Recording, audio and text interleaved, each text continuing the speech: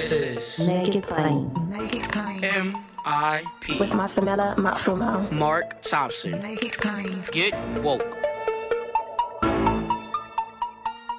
God bless you. Good morning. Get woke. Ladies and gentlemen, MIP is COVID free. Free meaning you don't need a subscription to hear MIP every day now for a limited time. While we endure this pandemic, we want to make it available to everyone. So wherever you get your podcasts, Apple Podcasts, Spotify, Google Podcasts, Stitcher, Pandora, MIP is COVID free and available to you and everyone without a subscription.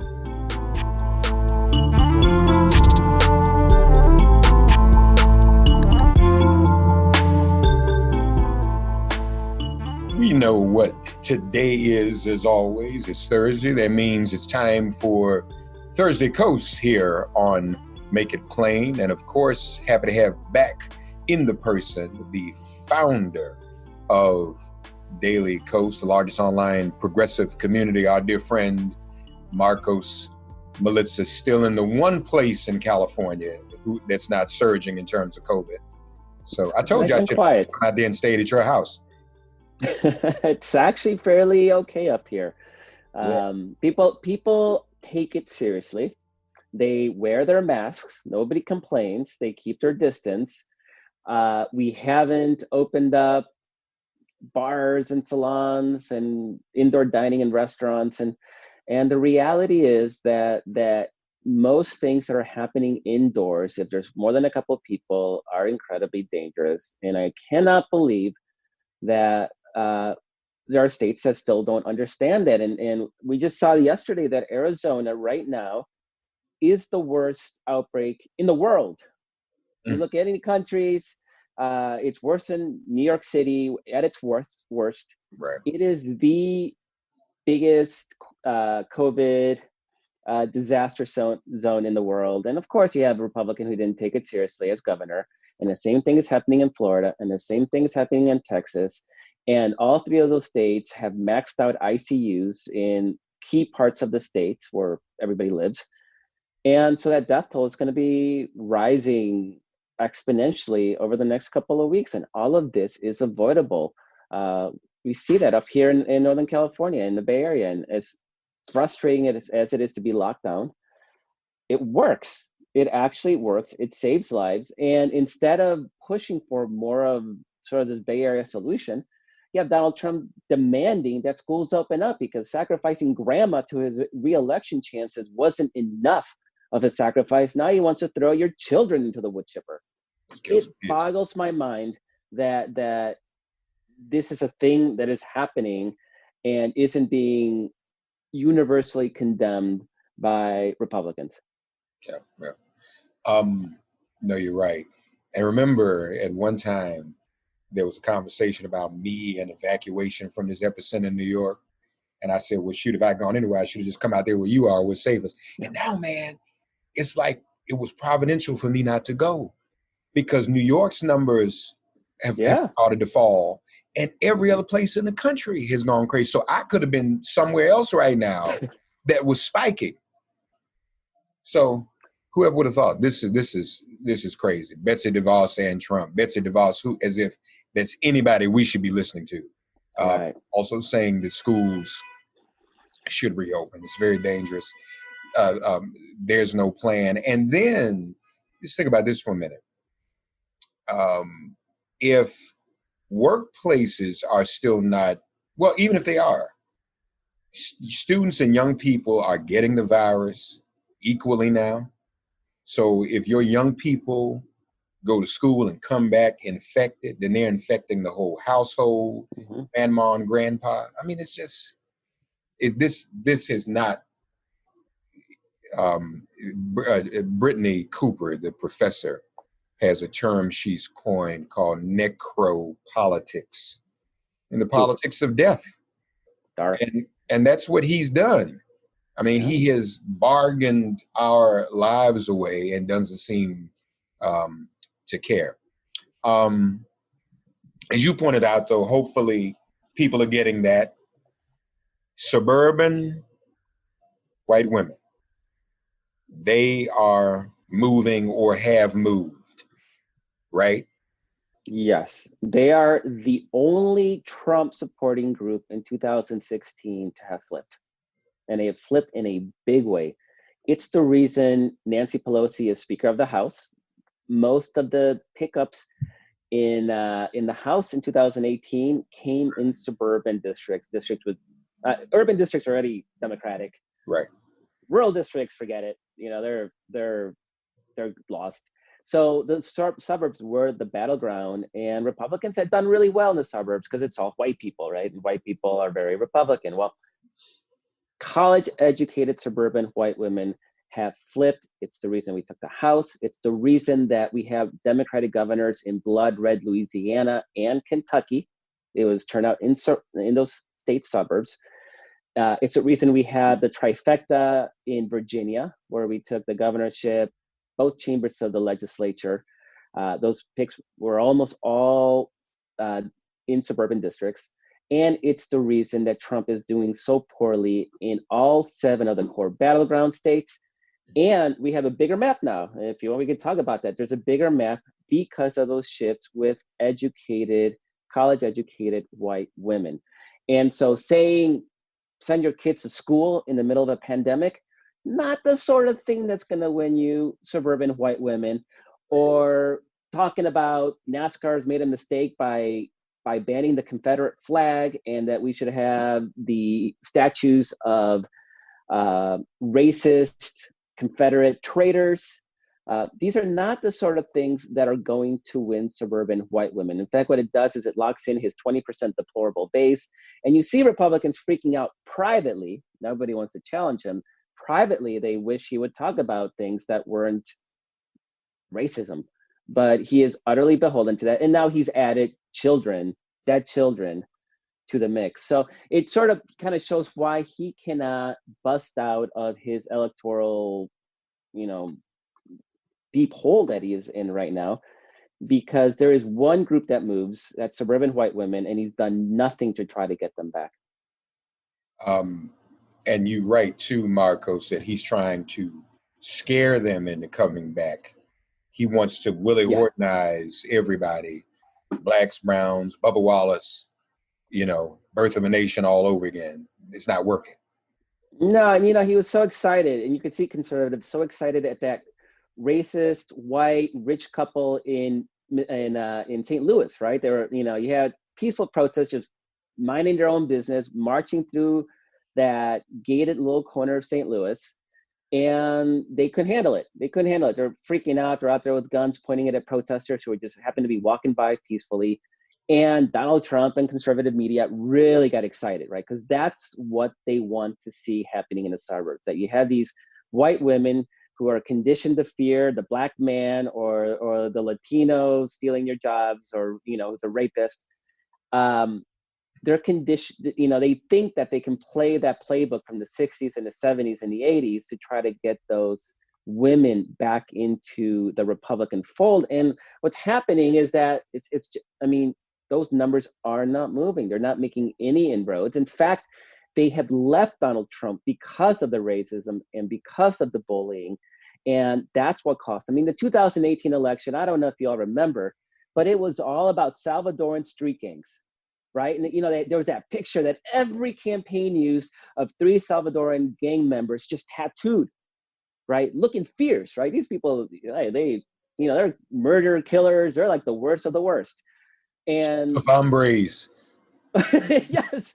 And every ad was about keeping these people out and keeping you safe. And remember, these ads were running in suburban districts. Right. And it utterly backfired because those educated white women can read. They have social media. They see that the cities aren't really burning. They see that they don't have anything personal to fear from people of color. In fact, I think it's kind of become trendy, right? It's woke culture. And so they want to be on the right side of that Black Lives Matter poster, right? So every time that Trump sits there and talks about Black Lives Matter as a symbol of hate, which he tweeted the other day, right? Symbol of hate. Black Lives Matter is a symbol of hate. those women sort of recoil just a little bit more, and they get locked into the Democratic column even more. And this is not me like wishful thinking or what I think is happening. I'm not a suburban educated white woman, but I'm looking at the data. Like, we're all looking at the numbers, we're all looking at the polling, and we're not seeing any erosion. What we're seeing is, and at civics with a Q, what we're seeing is that the support of Black Lives Matter, the net support, has started to come down a little bit. So what happened at the height of the movement when it first came out is that a lot of Republicans who opposed it shifted into, we offer three options, right? It's you'd support it, you oppose it, or you're like, whatever, I don't support or oppose, like meh, right? It's in the middle. And it's sort of, Republicans moved into that middle column a little bit. Now they're moving back to the opposing column. So they're settling back to where they began. But independents and white women, those numbers aren't budging. I mean, they are as, maybe a little like a point or two, but they're almost as supported now as they were in the beginning. And this isn't Trump's entire campaign, and it's his inability to read the room and do what's popular. So funny, we often criticize politicians for sticking their finger up in the wind to see which way it's blowing and to do what's popular. And Trump is like, he sees his hurricane, and instead of like riding it, he's just like he's getting himself with it being a headwind and trying to move forward. As this thing is pushing him back. And you see that in his approval numbers. You see that in the fact that the battleground states are becoming more and more Biden. And we always talked about the 7 core battleground states. They were Arizona, Florida, Georgia, Michigan, North Carolina, Pennsylvania, and Wisconsin, right? They've been battlegrounds, and they still are from the beginning. Now we can add to that list Ohio, Iowa, and get this, Alaska and Montana are now within low single digits. And it doesn't matter if Joe Biden wins Alaska or Montana, right? Each of them has 3 electoral votes. We do have Senate races in those states, and in every state that the margin narrows, because Trump is just so screwing it up so bad, that makes it easier for all the good Democrats fighting below that presidential line, whether it's the Senate, the House, whether it's mayors or city council member, whatever, right? It helps everybody. It gives them a better fighting chance. So to me, I just cannot believe that Trump is sort of doubling down on his Confederate flag and Jefferson Davis statues as his campaign, when the ball game isn't his people. His people will vote. I mean, those Confederate flag waving yahoos, they're going to turn out and vote, no doubt about that. That's not who's going to win in the election. They live out in the boonies. It is those suburban, college-educated white women, and nothing in the data suggests that he is having any ability to move them closer to him or back to him. Don't you think, too, Markos, that there's a level of suburban educated white woman shame for 2016? I mean, I think that's was also at play in 2018. It was not a good thing to constantly hear that 53% of white women voted for Donald Trump. I mean, people just couldn't believe it. It was like, what in the world?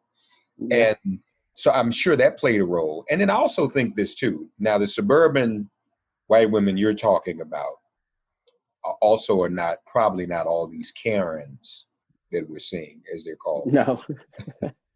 That's another infection, y'all. The infection of performative racism in front of mobile phone video. Like what? What? I mean, why don't y'all clown when there's no camera? What is it about when the camera comes on? You just go even crazy. I mean, that's what that's the disease. I don't get that, but it's like they are even more emboldened. But I bet you, and we know the Karens are pretty much in the minority. I'm willing to bet you that not only do Trump's antics turn off these suburban white women, but when they look at this phenomenon of Karens right now, they're probably thinking, oh my God, I don't want that to be me.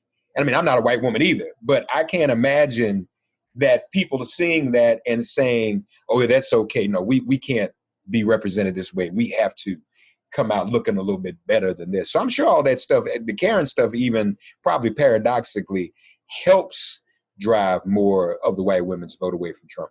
Yeah, I don't want to be that person, right? Right. So in 2016, before the election, the polling showed Hillary Clinton winning white women, right? So that was one of the big shocks on election night, is that these women who had said that they were going to support her at the last minute got cold feet. You know, these are historical Republicans. They got cold feet and decided to like stick with her party. And so in 2018, before the congressional elections, the midterms, again, the polling showed white women voting Democratic. And at that point, I wasn't ready to believe it. I hoped it was true, but I was like, I got burned in 2016, believing that these women would vote against their husbands. And that's what's happening, right? They were voting with their husbands in 2016, because white men in the suburbs are still as Republican as they always were. So that, 2018 came, those white women actually voted for Democrats and dramatically shifted the face of our government. And I think that's what's happening this time as well. So they made a mistake. I think they realized they made a mistake. And I've said this stat on the show before, and we've talked about it multiple times, but it's a good place to sort of remind people, is that single women are about a 65-35 Democratic constituency. Married women are about 55-45 Republican. It doesn't matter if single is young and single, never married, divorced and singled, or widowed and singled. So when women get married, they become more Republican. And the reasons maybe they feel safer, they don't need government, that they have somebody who's bringing in money, and so they're less concerned about government supporting them. Or maybe they just want to play nice with their husband, and their husband's a big Republican, so whatever, we'll vote with, for peace in the house. Whatever the reasons are, I've never seen a good explanation for it. But marriage actually makes women vote more Republican. And I think that was reversed. That cycle was finally broken in 2018. And that's what was happening in the suburbs. You had more single professional women in New York City than you do out in, Bucks County, Pennsylvania, out and, around farms. There's more economic reason for marriage and more cultural reasons for marriage. So breaking that bond was a big deal. And again, dramatically shifted the face of politics the last 3 years. And now it's sort of like time to finish that off. And those suburban white women are going to have a big role. And me, Mark, we've talked about the importance of the Latino and the Black vote and the Asian vote and the youth vote and everything else, right? This is not in any way meant to minimize the importance of getting our core Democratic constituencies out and voting. And we need to vote in record numbers for so many reasons. Yeah. This is just pointing out that only one group has shifted since 2016. Nobody else has moved except for college-educated suburban white women. And so just by having that movement in a really tight 50-50 nation really changes the complexity of the electorate and what the vote looks like. And so locking that vote in has been very important for Democrats. And we don't even have to work at it. Trump is doing it for us just by being Trump. So then, having said that, is there not necessarily any one constituency that Biden needs to over-focus on? I actually, to be honest, I think Biden sort of hanging out at home and FaceTiming people, it's actually working out really well. Say that, Mark. He's the campaign by not campaigning. It's working. Oh man, it's actually I mean, objectively, it is working. So I shouldn't be continuing to encourage him to come on the show. Nah, you should go on the show. He should go on the show. For sure, he should go on the show. No, but a more serious answer is that his weakest constituency are youth voters, and they're with them, right? It's not like this is a Republican constituency. They're just not as likely to vote. They are the least excited about Biden. And when you look at Biden's approval ratings amongst Democrats, I mean, it's sky high with 65 plus, with 40 to 53, with 39 and above, right? Sky high. When you look at below 34, it's middling. It's like 60% approve and 30% disapprove. And that's amongst Democrats, right? So there's still that latent, these, obviously predominantly Bernie people. They're more radical. They're not excited about the idea of Biden being, a caretaker president or going back to the status quo, which was his original argument, right? Let's get back to what we used, which hasn't really worked for young people or people of color, or communities of color.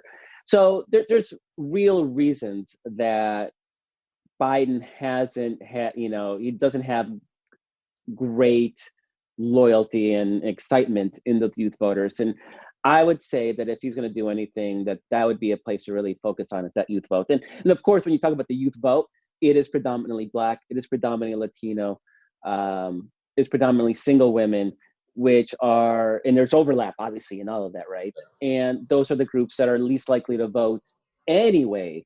So by focusing on that group, you're sort of, you're hitting 3-4 key constituencies at the same time. Now, how does he do that?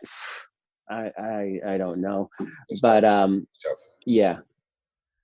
On the best of days, for a really good candidate, that's always going to be a tough constituency, and keeping people motivated in that way. Yeah. Mitch McConnell, we talked about this last week. Mitch McConnell seems to be acknowledging that Republicans will lose the Senate. Is he acknowledging yet that he's going to lose his seat? Is that going to happen?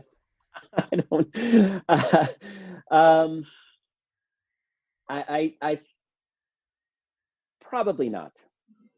Really? If Mitch McConnell loses, in our civics polling, we're showing Democrats competitive in states like Kansas and South Carolina, right? Jamie Harrison, who just raised something like $13 million this last quarter. That's right. He could probably buy all the media in South Carolina for that much. Not the advertising, like the actual TV stations. The one place where we're not seeing a close race is Kentucky. I mean, this is a state that Trump is going to win by over 30 points. And so we're seeing McConnell, who's not popular in any real way, benefiting from the fact that he's a Republican in what is one of the two most Republican states in the country right now. I think only Wyoming is more Republican. Kentucky and West Virginia are sort of competing to see who's runner-up most Republican. So it's a tough state. I think we would have probably had a better chance had Booker won the primary, dynamic Black primary challenger to Amy McGrath.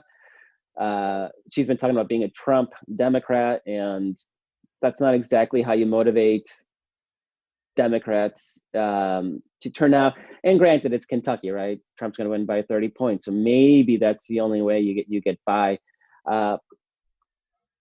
I don't know. It's tough though. And if we win Kentucky, we have 60 seats in the Senate. I mean, it's an utter. That would be the last one, because you're looking at we're gonna likely to win right now Arizona, Maine, North Carolina, and North Carolina, and Colorado. So that's 4. We're probably going to lose Alabama. So that's a 50-50 Senate right there. And then you have competitive races. You have 2 competitive races in Georgia. You have Kansas, which is a competitive race. You have South Carolina, which is bordering on competitive, tough, but he's in the game.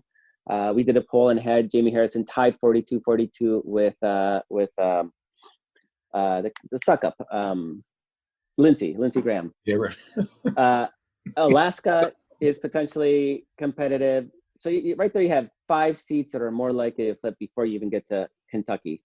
Yeah. So that does mean, though, again, that the more we close that gap between Biden and Trump, the better our chances down the ballot are. And this is why it's so important Montana, I forgot Montana. This is why it's exciting that Montana is, our polling has Biden down only about 2-3 points in Montana. And I've been hearing about other party polling showing Montana close to being tied. And again, who cares? If we win Montana, we've won 400 electoral votes, right? Like, big whoop. But that is fewer crossover votes we need for Steve Bullock to win that Senate seat. So it's same in Texas. I forgot Texas too. It's another competitive Senate race. So we have a lot of opportunities. They're in red states though. So we got to narrow that gap as much as we can. And then we can actually win some of these seats, particularly since I do expect if these numbers continue to run as bad as they do, and I don't see how Trump turns this around, and assuming he stays in a race, which I don't know if is a good assumption at this point, but assuming all that, you actually may see a drop off in his turnout because his crazy base is 20-25%. They'll turn out. But there's a lot of Republicans who may say, they look at Biden, and this is the good thing about Biden winning the primary. It's not exciting. It's not going to, radically transform our politics. But if you're sort of a Republican who's not crazy about Trump and he's wants to kill your child now, and you're like, oh, I don't. And you look at, well, Biden's the alternative. Biden's not scary in any way. Like, he's just blah, right? He's just the epitome, sort of like the inoffensive, boring white guy who says crazy things sometimes, but it's funny because he's like the crazy uncle. But I was seeing somewhere, someone was making the case that Biden's commercials that just show him as this kind of heroic dude, just positive, help him more than the negative commercials against Trump. And I guess it goes with what you're saying, not showing him doing anything, but with the sunglasses and walking beside Obama, and this is America, and we want to make America the kind of place it used to be.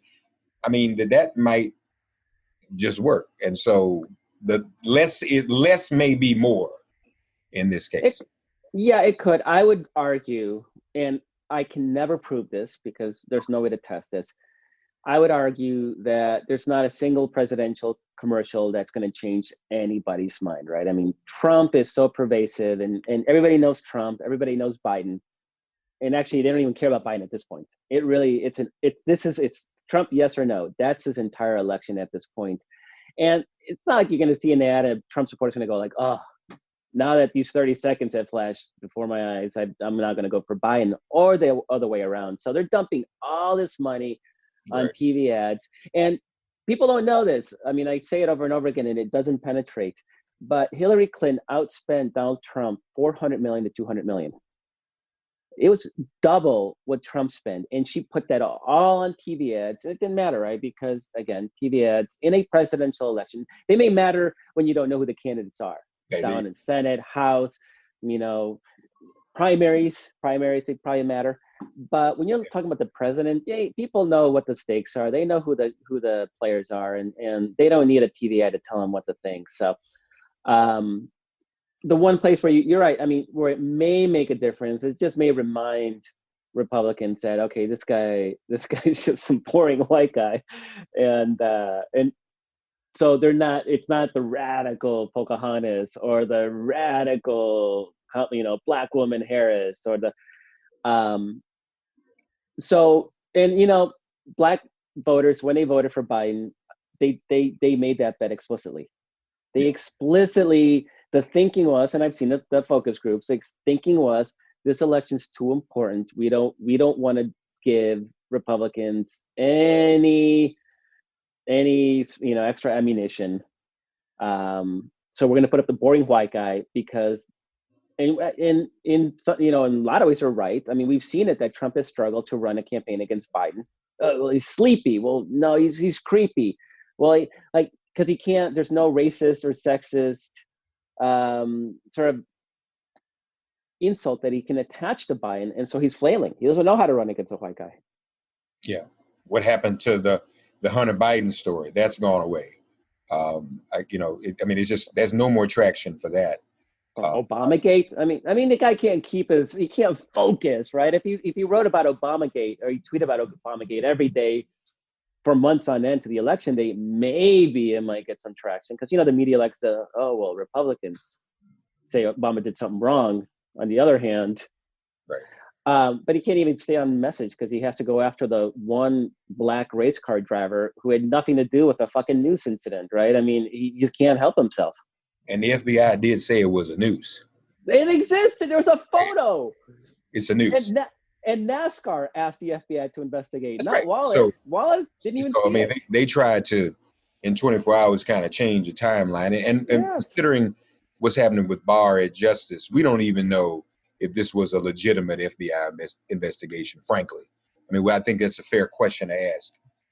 We're seeing the rising pandemic numbers in battleground states affect his poll numbers in those same states. And that's not the way they're supposed to be.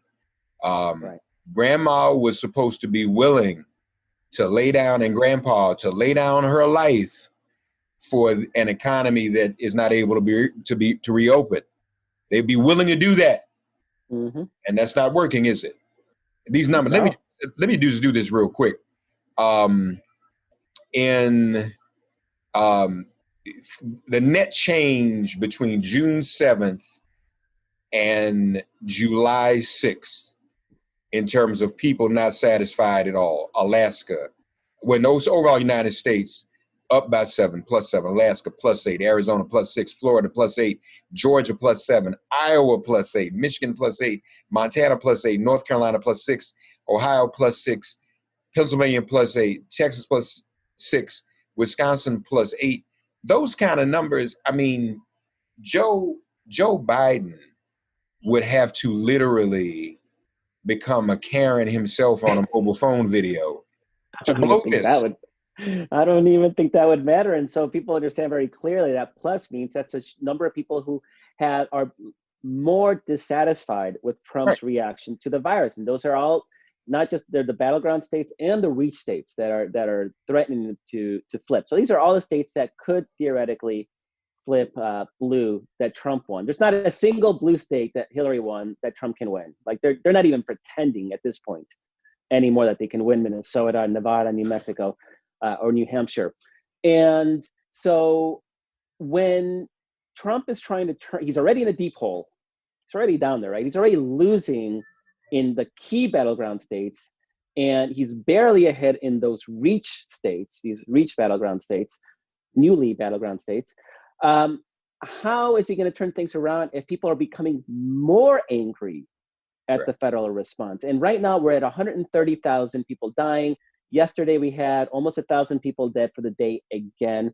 I don't think there's any doubt, given the trajectory of these states, particularly since they're not doing anything to stop it, right? Texas, Florida are already having New York-sized numbers of new cases.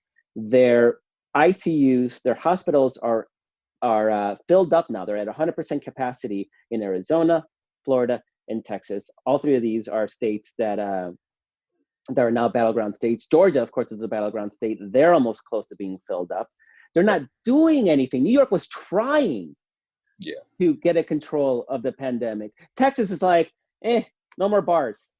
Okay, well, that was like the lowest possible bar to close the bars.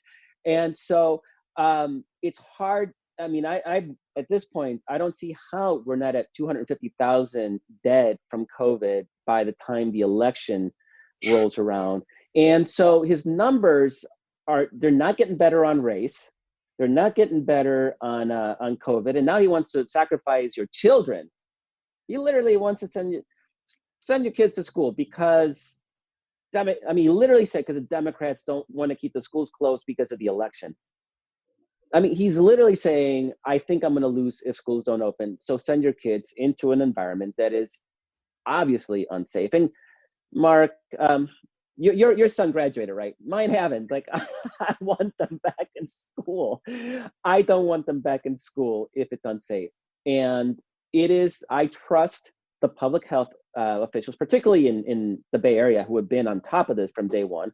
I trust them to say when it is safe for my children to go to school. I don't trust Donald Trump and his White House to make that decision for anybody. But that's what he's trying to do, and I don't see how he turns things around. So I don't see a scenario in which Biden blows this at this point. And maybe there's no gaffe he can say. There's nothing at this point that he can do because Trump is so overpowering in the story, in this narrative of what the election is and what America is right now, that he's sort of like bit player, right? He's like way off on the sideline, and he can try to get attention, And nobody cares because he's just not important. And I don't say that in a bad or good way. I'm just saying it is what it is.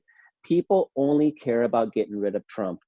And so the numbers we're seeing, I mean, I don't know if the New York Times had Biden up by 12. I don't believe that at this point. But the numbers are dire. Trump is stuck in the low 40s, including in those key battleground states.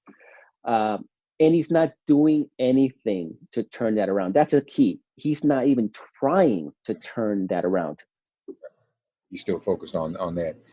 You also written how he's burning through money, where you say pissing it away, but in his case, burning and pissing are synonymous. Some of y'all will get that later. Syphilis Don. So yeah, what's that about? I mean, he's got the money, but it's not being spent wisely, or what? Right. He has about at the end of the last month, he had about an $80 million advantage on Biden, which sounds terrible, but remember, Hillary had it was actually $230 million advantage on Trump, 2016. We got to get away from this idea that money is everything in politics, because it's not. It's important, but it's not everything. But on top of that, he spent about $30 million on legal fees. It's, sue CNN for publishing a poll, right?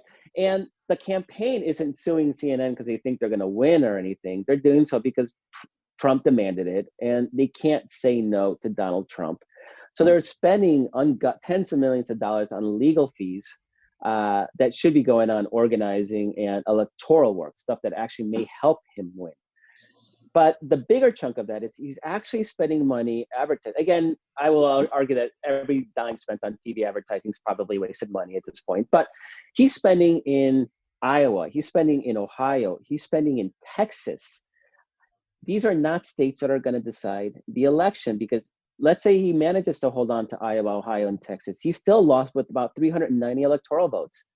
And his problem is he's losing in Wisconsin, in Michigan, and Pennsylvania, and Arizona, and Georgia, and he's tied in Florida.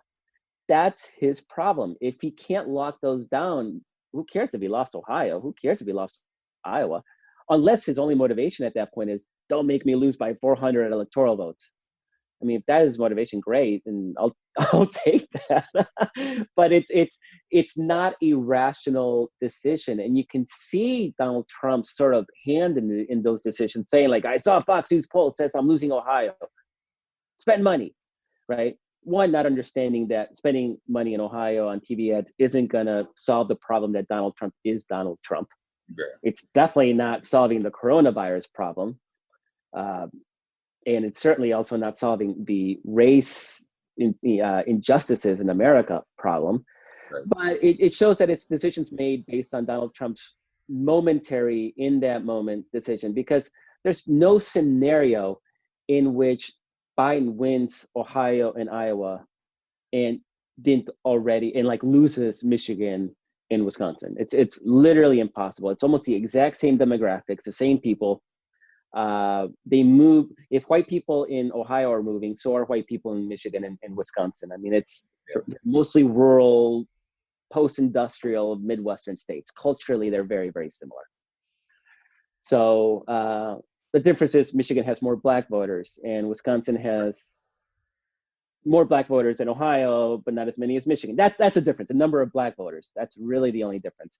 So yeah, Biden's not gonna win Ohio and lose Michigan and Wisconsin. So why are you spending money in Ohio? I mean, why aren't you spending that money organizing your firewall states and making sure you bring those white voters back in, and making sure you win those white suburban educated, college educated white women, bring them back into the fold. And if you do that, then everything sort of falls in line. But those are not the decisions they're making. They're making decisions based on, I saw a Fox News poll in Ohio was really bad. I think it had Biden ahead. And he saw that, and he screamed at his campaign manager to spend money in Ohio. Yeah. Is Mary Trump's book going to be a factor in this, you think? I mean, back to women, I mean, that's some pretty damning stuff in there. And it validates what we've all known about the deprived childhood. I mean, we're literally all codependents now as American citizens on someone who felt unloved and neglected, and is still seeking that unquenched, it will never be quenched thirst for attention, And then you've got him on the schools. I thought about this, man. Is he retaliating against K-pop? I mean, is he retaliating against the kids? And is that smart? Because they might actually be, you know what, man? Listen, I want to share this with you. And you should hear one of my podcasts this week. I had David Scheimer on, who wrote a book called Rigged. And he went this deep dive on what Russia did in 2016 and what they're doing now. And he talked to former Obama people. You know what he said, Markos? He said, and that's why I relate this to Trump, because he said that the Obama administration regretted its response to Russia in 2016 because of a concept known as escalation dominance. They had a fear that if they came out too hard on Putin, he might have had the ability to actually cyber attack our voting systems. And they wanted him just to keep the war, the field of war, on social media. So just like with Trump, these kids have escalation dominance over him. For him to poke that bear and say, you got to go to school, those kids are going to just eat him alive. And that's funny, because that's a group that Biden needs the most. I know, isn't it something? So if he wants to poke him and get him riled up and even more motivated to not, take him out, that's not a bad thing electorally, as long as they're actually not having to go to school and get infected and get their families and teachers infected as well. And to be clear, like, children are dying from this thing. It's yeah. Proportionally, they're less likely to die, but they're still dying from it. Yeah, maybe Biden should get on TikTok. I mean, not say anything, just kind of, do some little fun stuff. And I'm sure children on TikTok, You need to hire some of those kids to pose them to do stuff. And just like he hires these old school ad people to do TV ads, let's get some kids to actually make him look cool where he needs to look cool. Yeah. Markos Moulitsas, folks.